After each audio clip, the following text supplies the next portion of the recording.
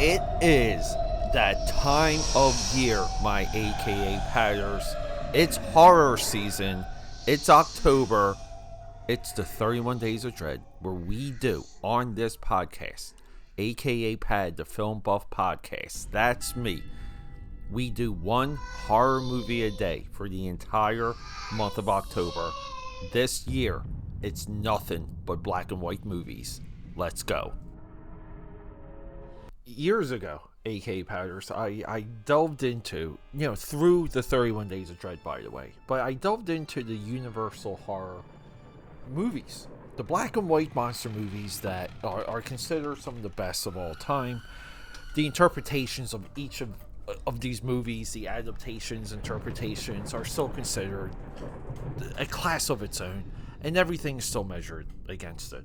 Recently, right, we have a Guillermo del Toro Netflix Frankenstein movie coming that is much hyped. Now, to be honest, I view Guillermo del Toro as he does these quests, like he did it with Pinocchio, he did it with Hellboy, Golden Army, and Pan's Labyrinth, where characters go on a quest, and it's somewhat they're on this ascending staircase, and let's just say there's doors, and every door of this ascending staircase there's a creature, an obstacle, a challenge that gets bigger and bigger, and then at the end it's like the biggest thing.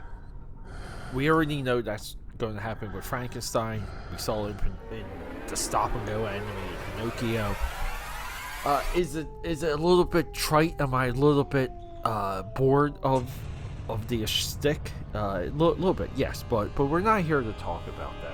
We're here, and I always remind you guys, I discovered Dracula 1931 with a lot of you. I remember when that episode dropped, and I'm talking maybe 5 or 6 years ago. A lot of you wrote to me that you jumped into it. You started watching that movie. You rented it. You bought it. Caught it somewhere, wherever it was available at the time. You watched it, and you were excited because you listened to my advice.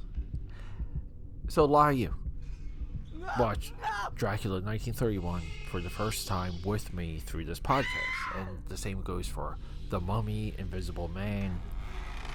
Today, Frankenstein. I never thought I would just have this desire, and the desire is just basic. Now, this movie, let's just say it's a trilogy at this point. We have Frankenstein 1931, Bride of Frankenstein 1935, iconic villainess from that. I mean, even James Gunn recently used heavily borrowed for Creature Commandos.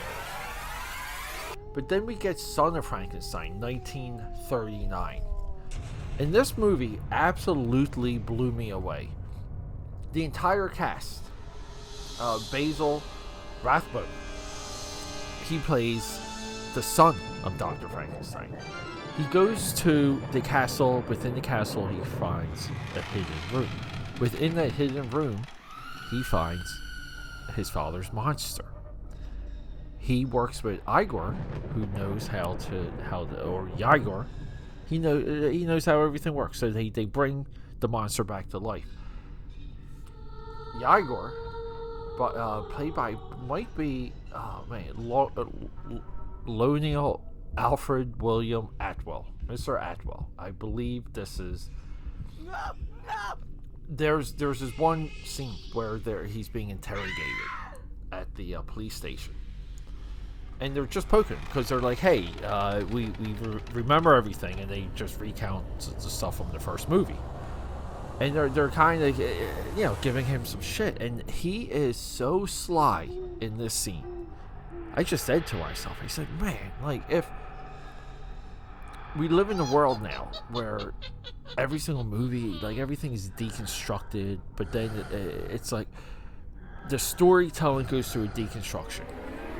But then it goes to a reboot immediately after, because the deconstruction can't be the norm. We see this time and time again in all the media. But a lot of times, the new writers, the new creators, I think today, they're really good with just picking the best things out. Oh, that's one of the reasons why I'm looking forward to Tron Legacy, because I'm just like, oh my god, they're probably just going to boil down all the bizarre stuff and give us like something in the real world that we can kind of latch on to, right? Always been a problem with Tron. So it's like you would say, going into Tron Eras, that they picked the best ideas to show us. I think this is a part of the filmmaking process now for bigger movies. But if we were to build out like a third movie from what we know from the first two movies and what worked and what didn't work and where we could go, like just what the possibilities were, I think this is something the modern day creator would come up with. Everything's explained. The movie itself, Frankenstein needs to have a tragic ending, a tragic death. We get that with Igor. Horrible. And then we get this giant final of Frankenstein. Vanquishing yet again. He's gone. It's like lava that it's like Terminator 2. He has a Terminator 2 ending. So what I wasn't expecting was I'm watching this movie directed by Roland V. Lee, by the way. And Roland here, he does the impossible. He makes me want to know what happens after this. And we talk about this franchise, the Universal Monster franchise, being the first shared universe. I want to know the next movie Frankenstein appears in. How does he come back? Like all these basic questions. I think these questions would have spun people's heads back in the day. There were just like magazines and like endless articles, right? Like you had been reading about this for years until, well, The Ghost of Frankenstein, 3 years later, 1942. 1 year later, Frankenstein meets the Wolfman, which we've discussed.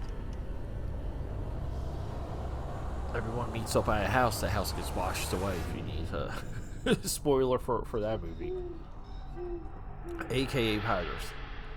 This is a trilogy, and I have to watch. I have to watch The Ghost of Frankenstein. How does he come back? So stay tuned. I got wedged this one into the 31 Days of Dread. It might be extended. I will let you guys know what happens with the next movie. Now, to highlight a little bit more what we have coming from the Universal creatures, we have the Mummy's Hand.